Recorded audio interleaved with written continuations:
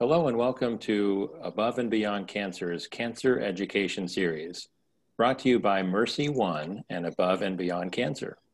My name is Chris Goodale and I'm the Executive Director of Above and Beyond Cancer.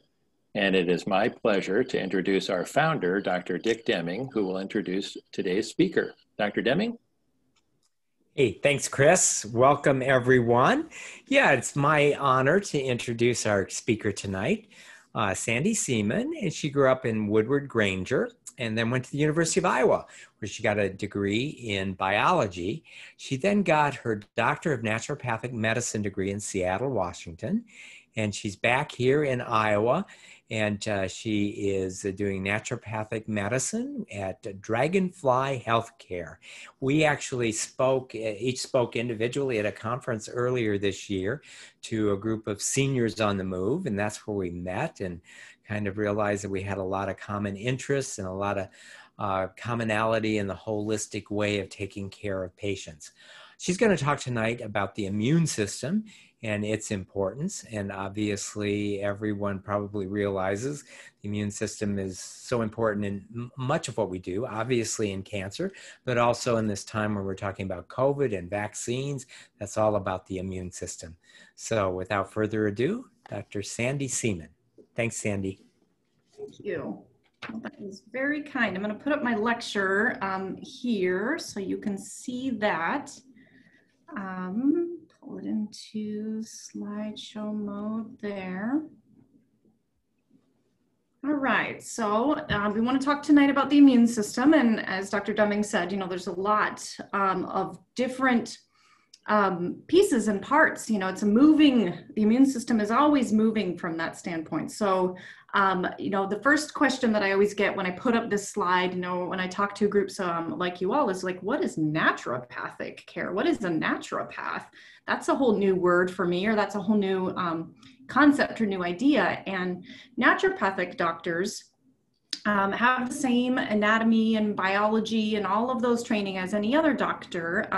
But in addition to understanding how to utilize medications and surgery and other approaches, naturopathic doctors spend 1,000 hours additionally learning how to use nutrition, learning how to use diet and lifestyle changes, and helping and motivating people and being able to spend enough time with people to really get to the bottom of what's going on with their healthcare, as well as working with things from nature, working with diet, working with nutritional deficiencies, working with herbal medicine and homeopathy. So all of these things may be new or may be familiar to you tonight that we're talking about, but all of them are really specific towards the immune system. And it's my goal to really bring this as a hopeful message tonight. So I'm not going to be focusing on heroics. I'm not going to be focusing on to try to kill things or get rid of things or eliminate things. This is really a hopeful message based on the function of your own immune system and how to build up your own immune system, and how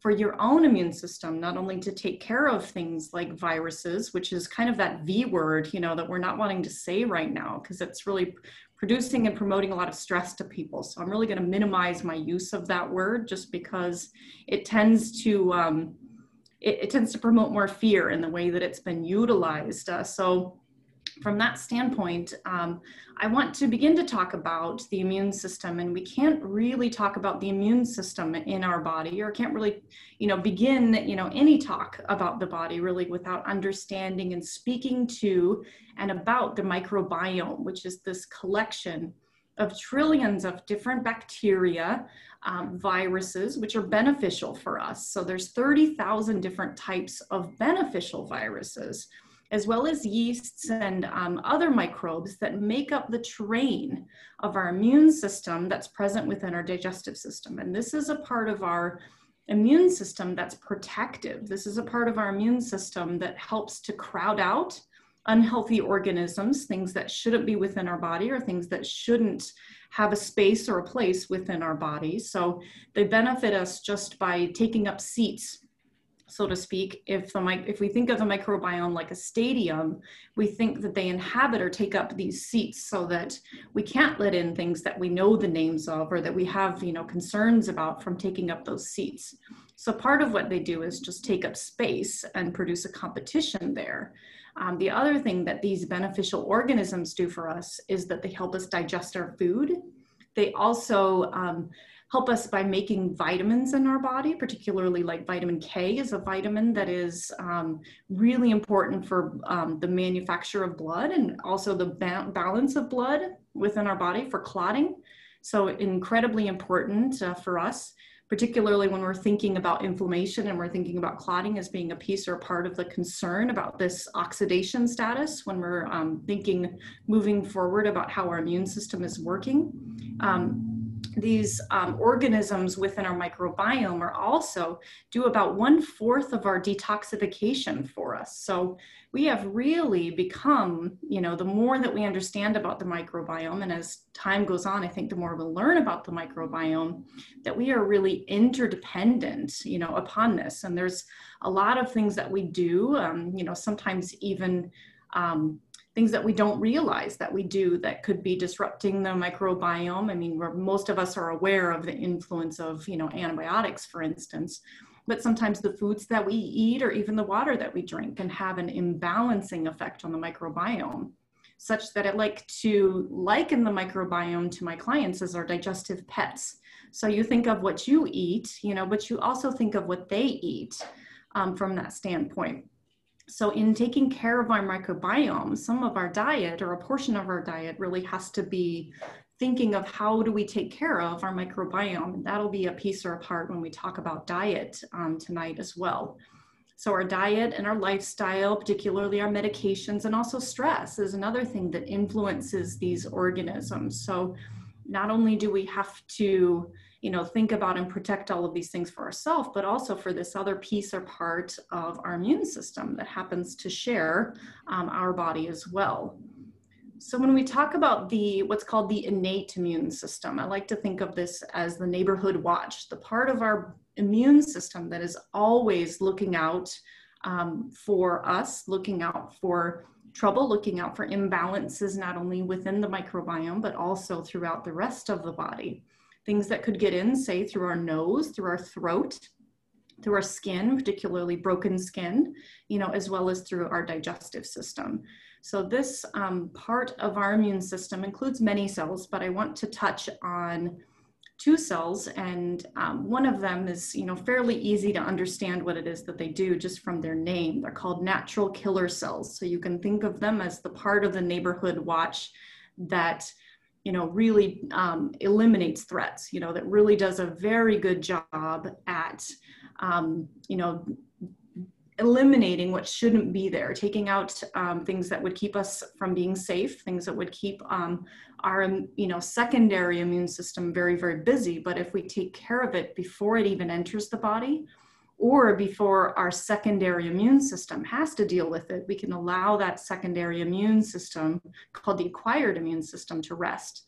So it's incredibly important for those natural killer cells to be as healthy as possible, to be as active as possible, and for us to have adequate amounts of it. And when we talk about nutrition, when we talk about different nutrients, I want to talk particularly about that part of the immune system, because this is the part of our immune system that really is out there protecting us, is really out on the streets, is really watching out for us.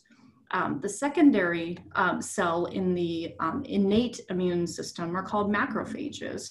And macro just means big, and phage means eat in Latin. So they're big eaters, so most of us can have some level of understanding based on the last 7 months, what they do, myself included.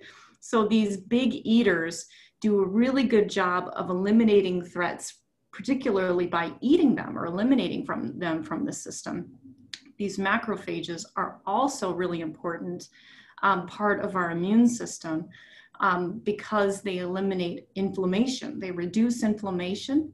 They heal and repair the body as well. So this is also a secondary part of our immune system in that it's continuing to make sure and mop up inflammation within the body. I think of this as kind of the cleanup crew is the other part of our innate immune system. So keeping these cells happy is also really important, because I think of it just like when we leave a room, we want to turn the lights off. And inflammation is the same way, that we don't want to leave inflammation partway done, because that's when we see more and more issues happen in the body, is when inflammation doesn't get shut off at the end of whether it's an injury, whether it's an infection, you know, whether it's some kind of disruption to the body. When we don't clean that up all the way is when, unfortunately, inflammation, low-level inflammation tends to persist within the body. So the purpose of this innate immune system is both to seek and destroy, as well as to clean up, you know, kind of to keep everything neat and tidy within our bodies as well. So when we think about the acquired immune system, that's kind of our secondary immune system that we use when something evades or, you know, overwhelms that primary innate immune system. And this requires several different cells that can be activated, you know, and that's activated through a group of chemicals, you know, that these different cells produce in order to talk to one another. So neutrophils or other white blood cells get activated from chemical messages that get sent throughout the body. And that is really what produces that inflammatory mechanism that, again, we want to make sure that cells like the macrophages turn off at the end of these. The antibodies themselves that we've heard a lot about, particularly now that we're talking about things like vaccines, it's really important for us to recognize that it's a secondary part of our immune system that can take between 10 to 14 days to produce these antibodies. And that's the big concern about why we want the innate immune system to be active all the time and to be very protective of us, is that sometimes it can take, you know, quite a bit of time comparatively for those B cells to, you know, basically they're dissecting, they're, you know, understanding the threat, you know, within the body once it's gotten past that primary immune system. And then they have to design a mechanism through antibodies that, you know, are produced and distributed throughout the body in order to destroy a threat as well. So that's the backtrack a little bit with those B cells, is that it can take a little bit of time. And also why we want to, you know, after we receive a vaccine, whether it's the flu vaccine or this vaccine that they're upcoming, that we want to be really protective of ourselves. And we're going to talk about some diet and lifestyle changes that will allow these B cells and this acquired immune system to be acting at its best. Because if we're going to go through, you know, these vaccines, we want them to be working, you know, and we want our immune system to have an adequate response to it. And then we also want that immune system, again, to calm down, you know, afterwards. So we want that to be a regulated immune system. I think that's the biggest concern that we've seen, you know, in the last 6 to 7 months, is seeing that all pieces and parts of our immune system really need to work together, so it doesn't become that kind of runaway train that we've seen where issues have happened as well. So when we talk about a diet for the healthy immune system, we have to talk about things to keep off of your plate, and then we have to really talk from my standpoint about what you want to put on your plate, because it's sometimes we get really overwhelmed and really caught up in the things to eliminate. But if we don't complete that conversation by saying, this is what I think a healthy plate looks like, sometimes it's easy to get overwhelmed and kind of get some analysis paralysis with that, and that we don't get a positive message for it. So it's important for me to have some straight talk, you know, about things like sugar, for instance, and its impact on the immune system. So it's not a new research study, but it's a really helpful research study for us to understand the impact of sugar, and particularly how sugar can stack up, you know, along the day for it to create issues. So it's, you know, the biggest issue is when we continue to, you know, throughout the day to really design our meals around sugar, and sugar being the main component of our meals, because we can see that the immune system is suppressed by 50% for 5 hours is really kind of a basic statistic that you can see there about sugar. And that is a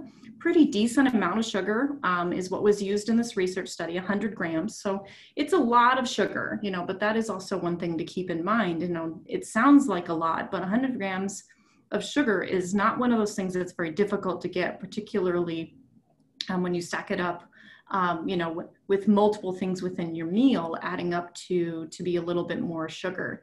And this would include simple sugars, as well as juices. You know, that's one thing I think that's been a big misunderstanding, you know, about, for instance, vitamin C, you know, and us focusing on orange juice as a source of vitamin C. There can be a number of teaspoons, actually, of sugar within that juice, you know, that you're drinking in order to get your vitamin C. And these immune cells that we were talking about, you know, for the immune system actually have receptors on them. They have receptors for sugar, which is how we get that suppression of the immune system that's lasting. And that sugar binds with that receptor, kind of like a lock and a key that they fit together. And that receptor can downregulate those cells, kind of like telling them to go on break is what's happening. Vitamin C is one of those things that can activate these cells. But if these cells get two mixed messages, or if one overrides the other, for instance, if there's a lot more sugar than vitamin C in that juice, then we're going to get a overall suppressive effect. That cell is going to go on break rather than getting activated, because it's overwhelmed by the amount of sugar that's in the juice versus, you know, the amount of vitamin C that's in there. So instead of focusing on juices or simple, more simple sugars, we want to eat a rainbow of fruits and vegetables, including the fiber, because we know that fiber is the food for the digestive pets. Fiber is the food for the microbiome. That's what feeds the microbiome, and that's kind of what keeps them around, you know, in our digestive system. It's kind of what keeps them in the seats, if you want to think of it from that way, from that stadium analogy that we talked about before. So fiber has a beneficial effect for our microbiome, and it helps it to work better, as well as helps those beneficial cells to be able to multiply, and helps more of our immune system to be weighted. You know, if we think of it like a scale, it helps more of it to be weighted towards the beneficial part of our immune system.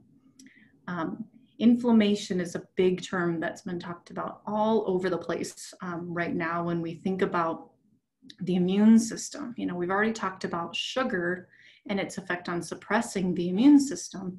It also is one of the things that promotes inflammation within the body, which, as I said, inflammation is one of those things that can tie up the immune system in a phase of repair, rather than actually the immune system being ready for and adequately available to be ready for a threat, you know, to adequately eliminate threats. We also know that our fats within our diet are also really important for inflammation. So many of us are aware of omega-3s, for instance, which we think of as being in things like flax or chia seeds, or maybe salmon or other fish. We also know that grass-fed land animals like beef, for instance, are also higher in omega-3s as well. What we want to avoid are more of the grain-fed animals, and that could be chicken, that could be eggs, that could be beef, you know, that could be other sources as well. What those have, instead of having healthy omega-3s, they have omega-6s. So while we may look at the price, you know, of grass-fed beef versus kind of the basic beef there and see that there's quite a distinct difference in price, what you're paying for is essentially the same supplement that not all of us want to buy in a pill and swallow. What you don't see, you know, on that little card, you know, when you're buying your meat or on the package of your meat, is really what you're buying is a less inflammatory product. And what these tend to also be is much more satisfying, much more nutrient dense is the other part that you're getting when you're getting in your meats from animals that were grass-fed, that there's going to be much more nutrition in there too. So you're often satisfied with a smaller portion, as opposed to kind of that standard, meats that we're getting that could be higher and higher amounts that we need to eat to really feel satisfied as well. And then trans fats, those hydrogenated fats that we're seeing, thankfully, less and less of within our food system, are also pro-inflammatory for our bodies as well. Other foods that we would want to, limit our amounts of, particularly if we're feeling a little bit more excess mucus, if we're feeling like maybe we're a little bit more run down, would be foods that actually produce more mucus in the body. So if you know that that's part of your issue, that you tend to get more phlegmy, easily, foods that produce more mucus in the body would be dairy foods. So milk and cheese, for instance, and then wheat-based foods like pasta or breads, would be other foods that we would want to reduce, particularly when we're feeling a little bit more like we're a little bit more phlegmy. Maybe we have a little bit in our throat, or maybe we're having a little bit more of a runny nose. That would be a great time to kind of put these foods to the side as well. So when we look at our plate, what we want to do ultimately, many of my clients begin, us talking with, sometimes dividing our plate between meat and vegetables, it's kind of a half and half, that we talk about from that beginning. And so where we begin is by carving out a little bit more space, a little bit more room on your plate for vegetables. Sometimes where we begin is just with one serving or a fourth of our plate, becoming a space or a place for vegetables, and that crowding out or kind of reducing the space for others. We don't want to just keep piling more onto our plate. We actually want to carve out and reduce, some of the other portions, particularly of things that don't make us feel satisfied, don't make us feel energized, after we eat. Things that make us feel a little cold or things that make us feel a little tired would be things that we would be reducing the amounts of on our plate. So once we've carved out space for one serving of vegetables, sometimes then we work up to maybe a third, of your plate as vegetables, maybe equally divided, amongst your vegetables, your protein, maybe there's a whole grain on there or a potato on your plate. Maybe there's a little space on your plate for a fruit or something sweet at the end of your meal, so that you feel a little satisfied at the end of your meal as well. And then eventually what we want to work up to is about half your plate being fruit and vegetable, having a quarter of your plate being reserved for that potato or grain, and then a quarter of your plate being reserved for your protein. And sometimes that has to do with that switch that I talked about of a protein that's a little bit more nutrient dense, so you get more satisfaction. We talk with my clients a lot about that signal from your stomach to your brain. So we're not trying to do this with willpower. We're not trying to do this with the magic of thoughts. We're actually doing this by working with putting things on the plate that send a signal from your stomach to your brain that tells you that you're full and that tells you that you're satisfied. So a healthy diet doesn't come with willpower. A healthy diet comes by balancing, these signals from the body and how the body communicates. And that is also a healthy diet for the immune system. So when we talk about nutrition and we talk about nutrients for the immune system, the first one that we want to talk about is vitamin D. And many of us know this now as the sunshine vitamin. What we know of is that we're heading into a season where we're going to be getting less and less exposure to the sun, or less and less exposure of our skin to the sun particularly. And right now, the parts of our skin that would get exposed to the sun are parts that we're washing very frequently. For instance, our hands, and many of us are also being very cognizant about not touching our face, or, really keeping our face really clean as well.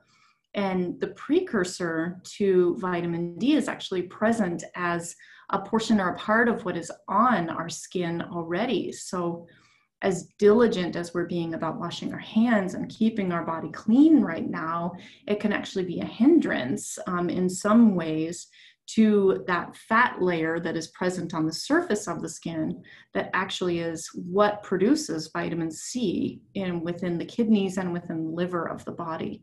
So while we're doing a wonderful thing to protect one another and, to keep, all of these pieces and parts of different organisms from getting into our system, we're not always doing big favors to ourselves for the production of vitamin D. So many of my clients are having to supplement even with additional vitamin D in order to be sure that their immune system is protected.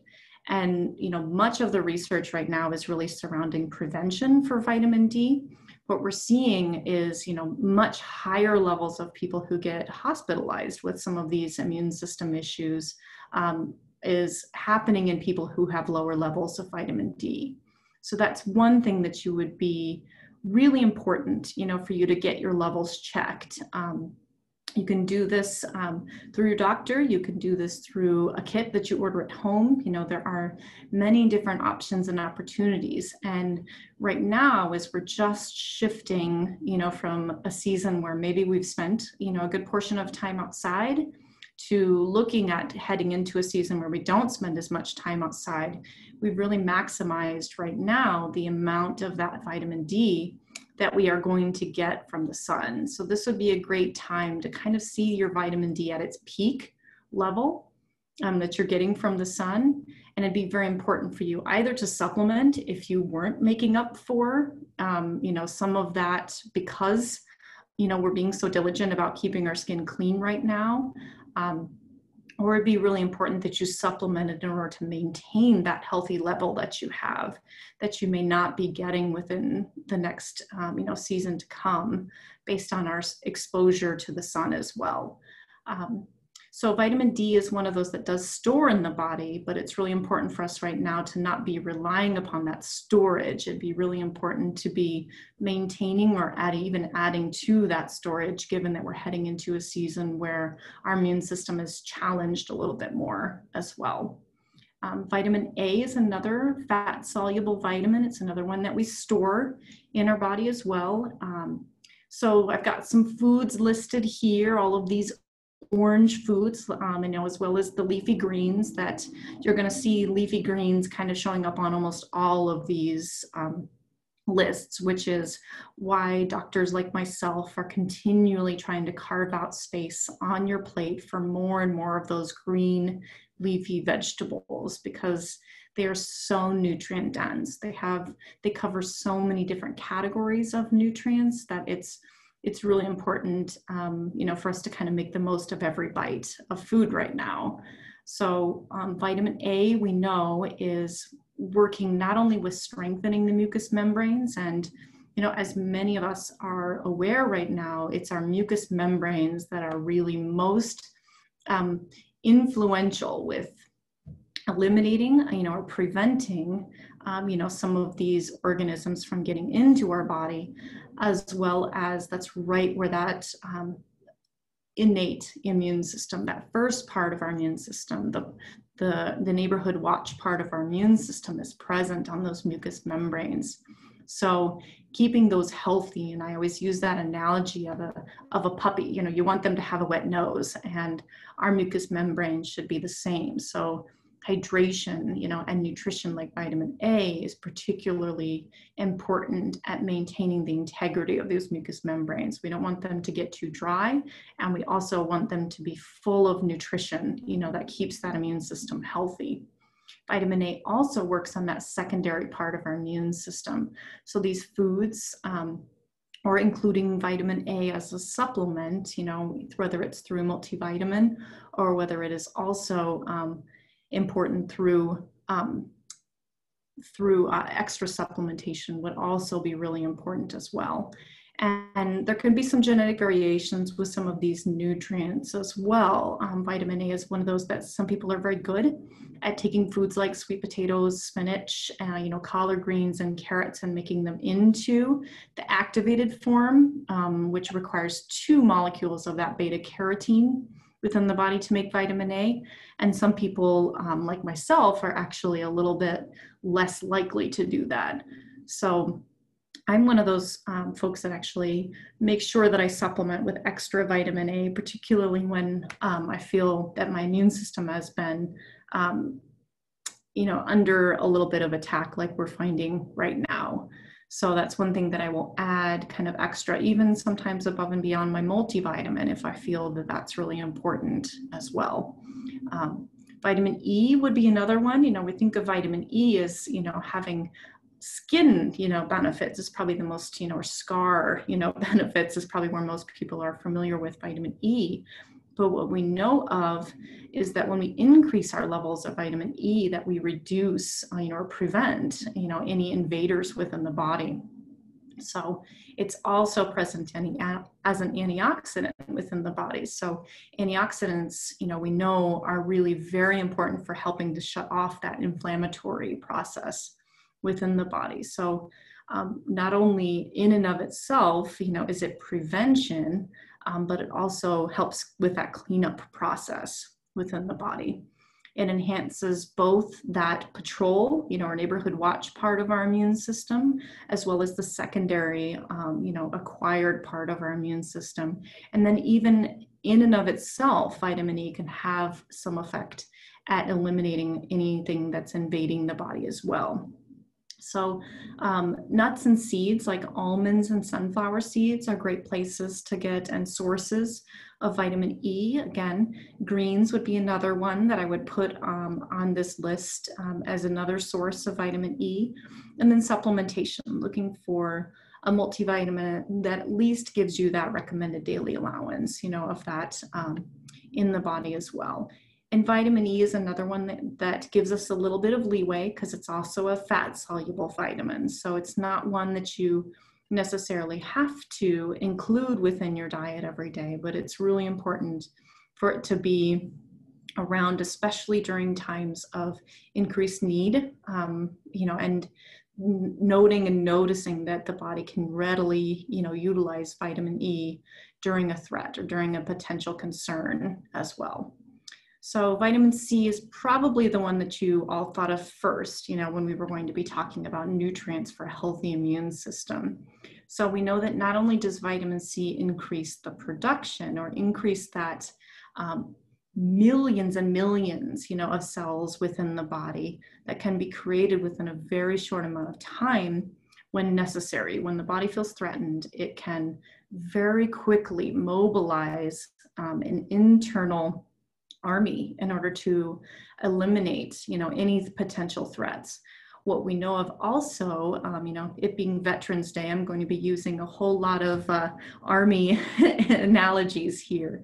Not only is it about increasing the production of these numbers of white blood cells, but it also helps them to be able to move throughout the body, particularly because we know that while our mucous membranes to us are close to the surface, they're also kind of the farthest away if you think of the body as well. And if you think of, your mucous membranes are actually theoretically outside the body, which is why some people who are brave take that neti pot and actually can pour water through their sinuses, and the whole time it's still outside the body. So what we have to recognize is even what we think of as on the surface, if we're thinking of our immune system that needs to migrate to our mucous membranes, it has a little ways to go. And we want that, all of those cells to be very mobile. And that's one thing that vitamin C is very, very good at doing. It increases those antibodies. So this is one thing particularly to supplement with during times of increased need or during that kind of window period when we're really trying to get our immune system to produce antibodies. And then it's also great at producing an immune response. So citrus, fruits are probably, one of the again, the things that come to mind from that, but red peppers, broccoli also is actually a really excellent source of vitamin C. So again, I have to keep throwing in, anything that's green and leafy, as another source of vitamin C. So when we look for vitamin C supplements, it's very common to find out there these little packets that have vitamin C in there, or chewable vitamin C are really common, but we have to be very mindful of the amount of sugar that is in these. It's important for my clients for me to suggest to them that we want 1 gram or less of sugar, because most of those packets have 1,000 milligrams of vitamin C in there. So if we have 1,000 milligrams of vitamin C competing as that lock and key with those receptors within the body, we at least want to have equal amounts of vitamin C compared to the sugar that's in there. Many of those little packets that I see out there have 5 grams of vitamin C, or 5,000 milligrams of the sugar in there compared to the 1,000 milligrams of vitamin C. So when we think of those receptors, it's going to be much easier, unfortunately, for the sugar to downregulate the immune system as that vitamin C is upregulating the immune system. So twist around your bottle, either of, those little packets, and make sure that you get one that's 1 gram of sugar, or, watch those versions that are chewable. I know they're much more fun, and it's very easy to be compliant with those. It's very easy to get them because they taste really good. But when we're looking for that overall benefit of vitamin C, we want to make sure that it's not getting downregulated actually for our immune system. We want to make sure that it's actually having the benefit that we're looking for. So vitamin C is a water-soluble vitamin, which means that it's present within the body for a very short amount of time. The body utilizes what it can, and the rest of it comes out the next time that you use the restroom. So that's one thing to be cognizant of with vitamin C as well, that I typically talk to my clients about taking it, either with each meal or several times throughout the day, in order to make sure that we're getting that continued beneficial response for the immune system, particularly during a time maybe when somebody is really trying to produce those antibodies, or when somebody is feeling a little bit more run down or going through a little bit more stress. It's something to be really mindful of as well.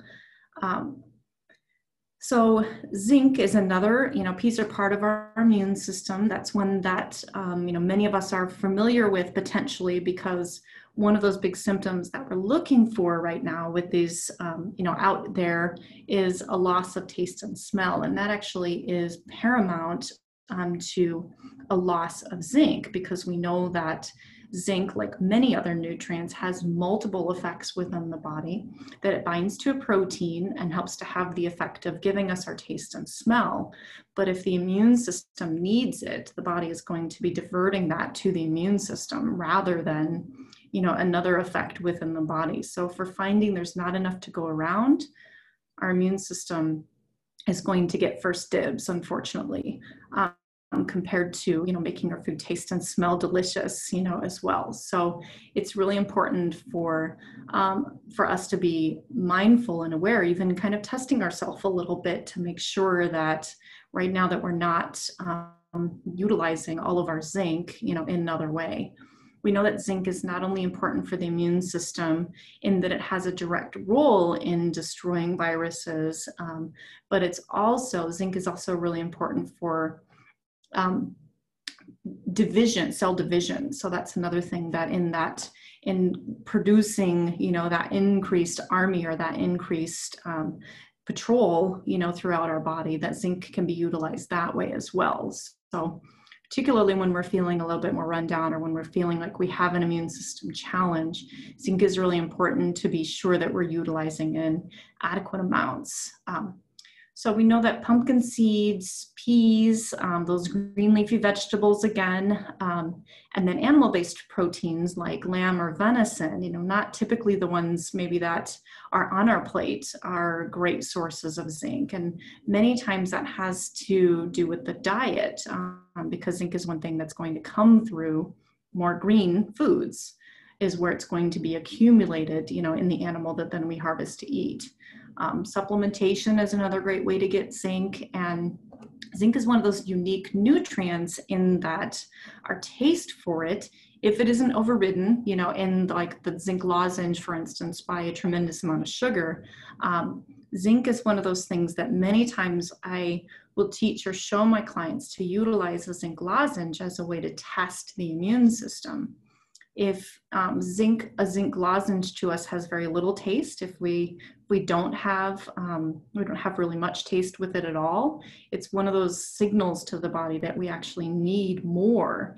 And as we start to flood the immune system, as well as the DNA division part of zinc, and we begin to regain our sense of taste and smell and really begin to get more acute sense of taste and smell, our body will give us that message of, oh wow, we will begin to get a pretty strong taste and smell of zinc. It can actually be a little metallic to some people or unpalatable to some people. So it's interesting when people first start taking a zinc lozenge, particularly when they're deficient, that they will go through, several, of them and not have that taste. And then, a couple days later, my clients will call or text me back and say, oh goodness, these zinc lozenges taste bad, and I'll say, then we're on the right track. We've done the right thing.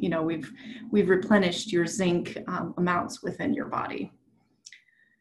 So when we talk about stress and the immune system, we know that the level of immune system suppression that we have, again, because of these receptors that are present on these immune cells to the same hormones that our body produces when we're under stress. Probably the one that we're most familiar with is called cortisol. So we know that cortisol is produced when the body believes that we're under threat or under attack, often from something outside, the body, some sort of stressor, of which we for sure. And what we know of is how we cope with the stress is really what's most important. We know that the immune system functions at its optimal level. It functions at its best when we were at rest and when we were at peace. And for some people, that can be particularly difficult to find. So we have to look at what I call life rafts, different ways, whether that's coming from a spiritual standpoint, whether that's coming from your own reassurance or asking for, your friends or family or partners reassurance in order to recognize that you're safe, to recognize that you can be at peace and relaxed.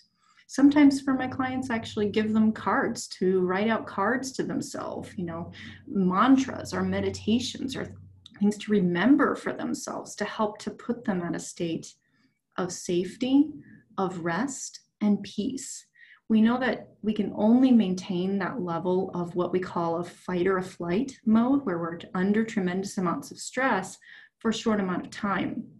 And typically, rather than actually coming to a space or a place of peace or rest or joy, I know as Dr. Deming calls it, is another level, that many times we go into a state of kind of being shut down or kind of a state of numbness. And it's not uncommon for us to utilize sometimes foods, sometimes, things like television, for instance, are ways that we kind of shut off or shut down.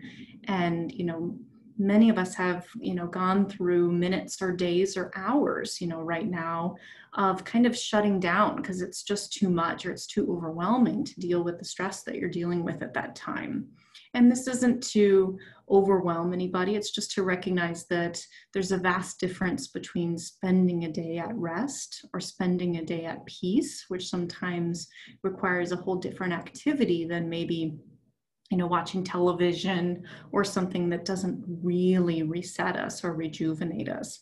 So I talk a lot in my clinic between the difference between shutting down and feeling safe and relaxed, and we really, talk about and make a list of those life rafts for each person, things to do or things to say to themselves or that somebody can actually reflect or say to them that help them to get into a state of joy, is a state of rest, and a state of peace. And we, look at how we can include those things on a regular basis, not only for our daily outlook and our stress outlook, but the effect on the immune system, because it's when we're under that tremendous amount of stress and that innate part of our immune system, that patrol, is being put up, in a state of dormancy, that it's really important, because we're losing that opportunity to be fighting invaders at that time, and they're being overwhelmed and overridden by our stress. So it's very important to recognize that not only can nutrition play a big part, but our outlook, our mental outlook, as well as our emotional way that we take care of ourselves, is really important, as well as sleep, of course, is really when the immune system is functioning at its highest level. And hopefully it's at a time when our stress is at our lowest level. What we know of about all that nutrition that we just talked about is not only is it important for the immune system, but it is also, all of this same nutrition can get diverted to the production of all these stress hormones. So while we may be taking or eating the right foods and, taking the right supplements or eating the right foods, what we can recognize is that we want these foods to be fueling the immune system in a state of rest. It's not just what we eat, but it's the state of mind and state of being that we eat them in order to make sure that we're not just fueling more stress, within the body as well. And particularly at times of stress, when there's things that we're coping with or things that we're struggling with, and we know that we are producing higher levels of those stress glands, we need to, again, optimize and even supplement with additional nutrition for the immune system that goes above and beyond that as well. So when we talk about supplements for the immune system, it's really important to check with somebody that's familiar, with what medications it is that you're taking, what different treatments that you're doing, in order to be sure that, things aren't interfering or things aren't increasing or reducing your levels. There definitely is such a thing, as medication and supplement interactions and interference. Even foods can have an interference, with different levels of supplements and different levels of medications, and the ways that these things are processed through the liver and through the detoxification system. So it's really important to make sure that before adding a lot of these things, you check with somebody to know that you're doing the right thing, that you're not interfering with something else. And I would definitely say that these supplements are not free of side effects, or these supplements are not free of concerns as well. That's another big myth about herbs and herbal medicine, is that they're always safe and always, easy on the body, which is not always true.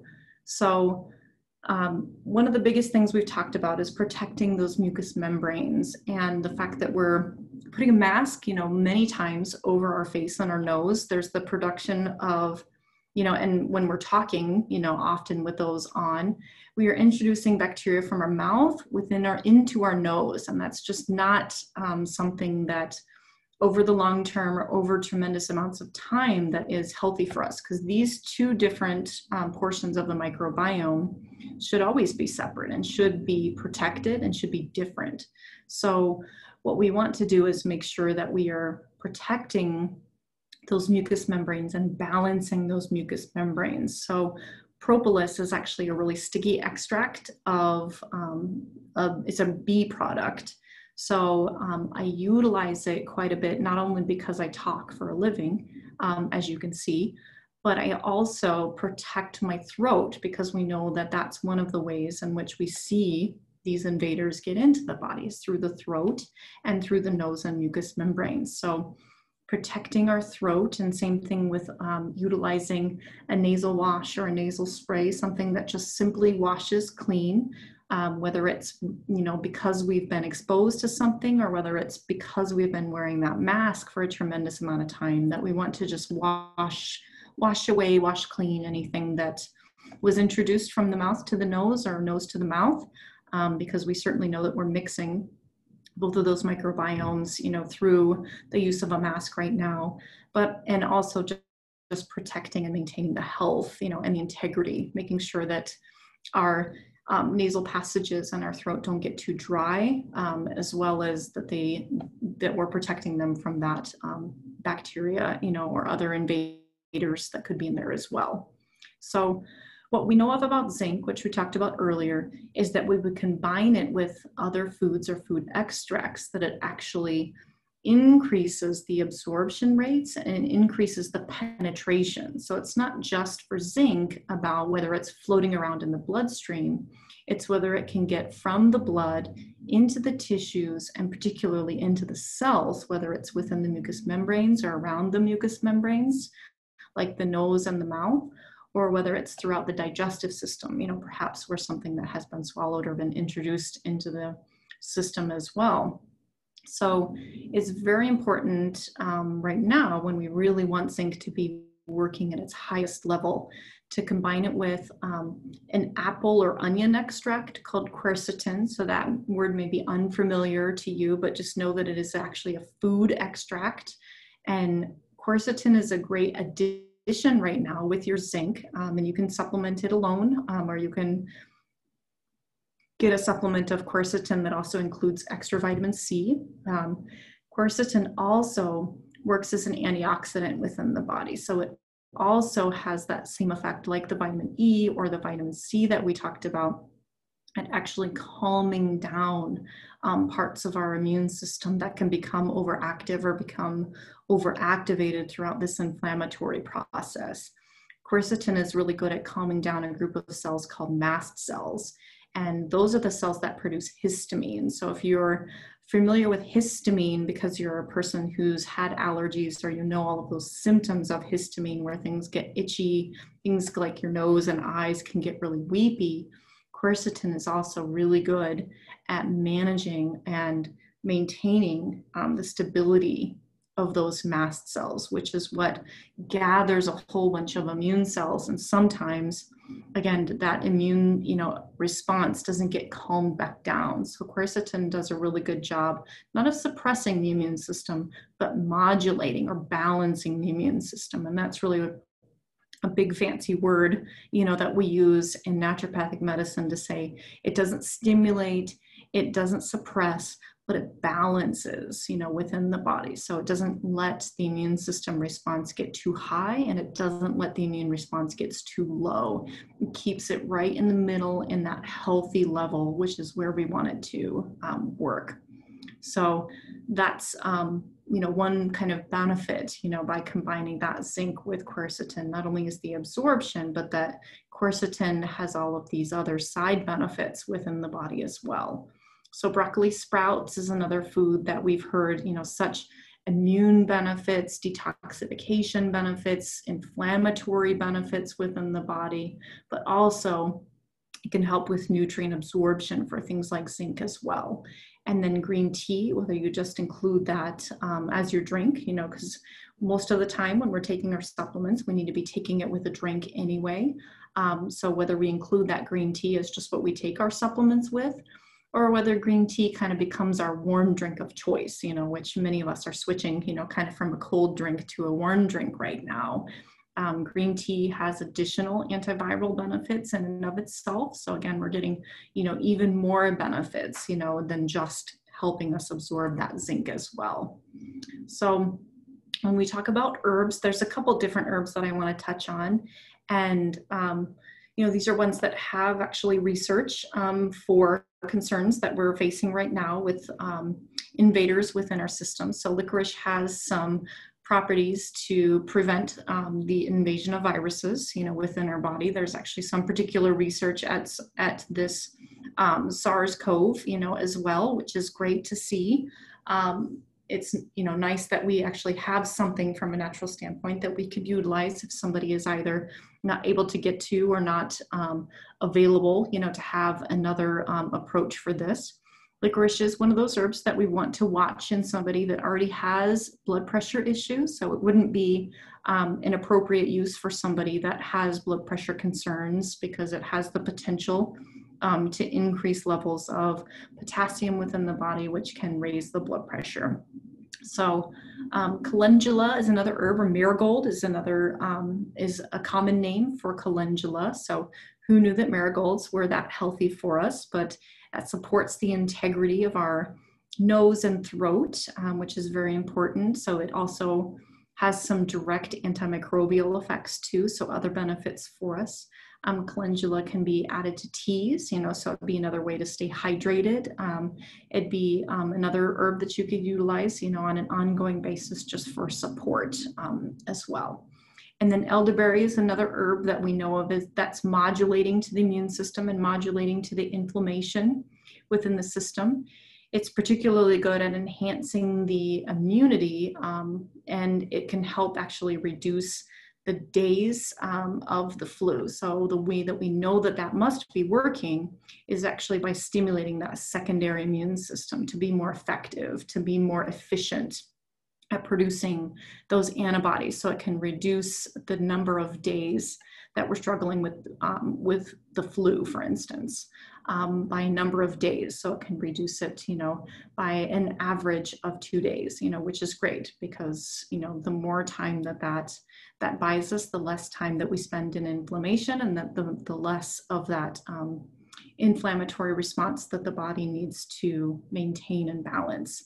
Elderberry is another one that's commonly present in a syrup, and I do a lot of advocating for my clients to make it themselves or to find a lower sugar response, again, just because we know that a little bit of sugar goes a long way, and the elderberry syrups that taste the best are often the ones that have added sugar that can have that backtrack for the immune system.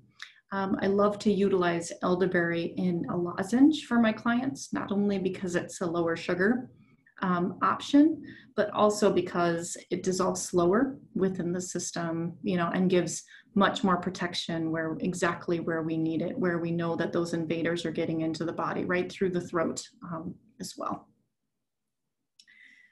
So I just want to share kind of my recipe for an immune building, and this could be a soup or this could be a salad, depending on, your preference, or depending on how you want to do it, including huge amounts, as much as you can do, or as much as you and your partner can stand smelling it on one another, or your family, of garlic and onions, including those colorful vegetables that we know would be, you can be thinking right now when she names off those greens, she's thinking vitamin A, vitamin E, vitamin, zinc, some of those extra nutrients that we're getting in there, some vitamin C in there. So adding in some broccoli, some peppers, some carrots, maybe some celery in there for some additional fiber that you're getting, taking care of your microbiome while you're at it.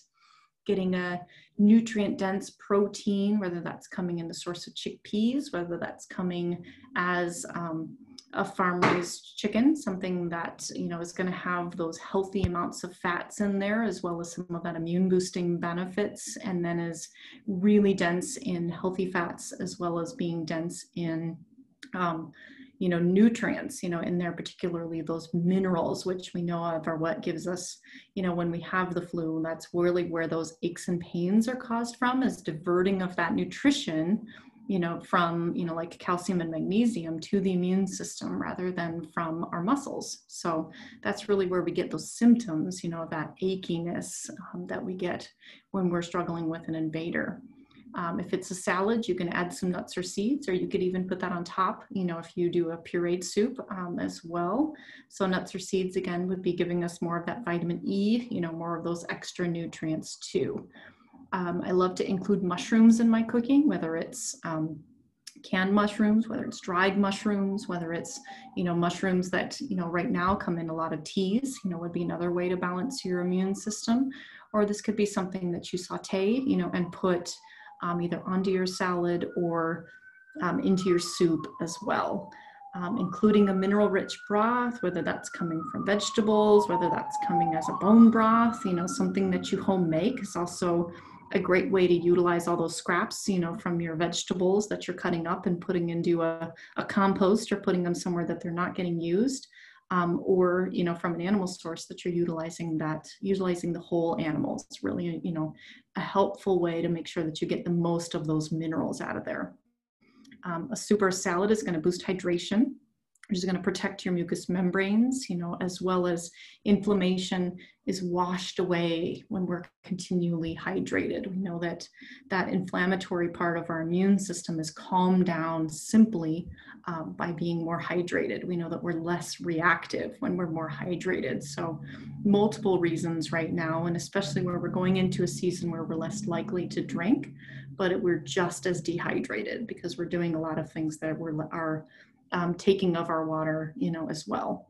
So adding in immune system herbs, whether it's a curry soup that you use, something with turmeric, whether you're including like a Chinese 5-spice that would include an anise or licorice flavor, whether you're including herbs that balance the immune system, such as astragalus, whether you're including herbs that come more from, a Mediterranean tradition like oregano and thyme, or something from an Asian tradition like ginger. All of these different cultures include these herbs, not only for flavor, which again is that signal from the stomach, and the tongue to the brain that tells you that you're satisfied or tells you that a meal is actually really satisfying to us, which is why restaurant foods taste better to us, is because they include actually more flavors. They hit more of that flavor profile on your tongue. And they know how at restaurants to build flavors, which is why we miss them so much. But the same thing can be replicated at home with different spice combinations that come from different traditions. There's one called Chinese 5-spice, or curry is actually a spice blend, or India has blends called tandoori masala or garam masala, which aren't spicy. They still work with my Iowa palate. They add a lot of flavor, but they don't add a lot of spice. So you're not going to get a lot of stars on your meal, but you're definitely going to get a lot of flavors with that. So the benefit that we get in all these herbs is not only the flavor, but it's also the fact that all of them speak directly to our inflammatory system as well as to our immune system. So you can include these into your broths, or you can include these into a salad dressing, would be another great way to introduce it as well. So I'm super open to any questions that anyone has. I just, can't touch on mindset without talking about, that this has been, for many of you, I know, a particularly rough, moment or a rough time, but I have, 2020 is about clear vision, and it was never going to be, what we expected it to be. We've had to develop clarity, of vision, to look for these silver linings, to look for what has been beautiful or what has been, gratitude inducing, this year. We didn't think, that we were going to develop clear vision without having to work for it, or that 2020, which a lot of people have equated to a year of vision or a visionary year, without a little hardship, unfortunately. So my heart goes out to all of you that are going through hardship. And I know that it is a cultivated attitude to look for silver linings, and to look for the messages within the struggles, that it is that we're going through. So I just wanted to let you all know how important it is that to cultivate, an attitude where we look for these things, and we look with our hearts, and we look with our kind eyes, for clear vision. Sandy, this is Dick. I just wanted to thank you for a wonderful talk.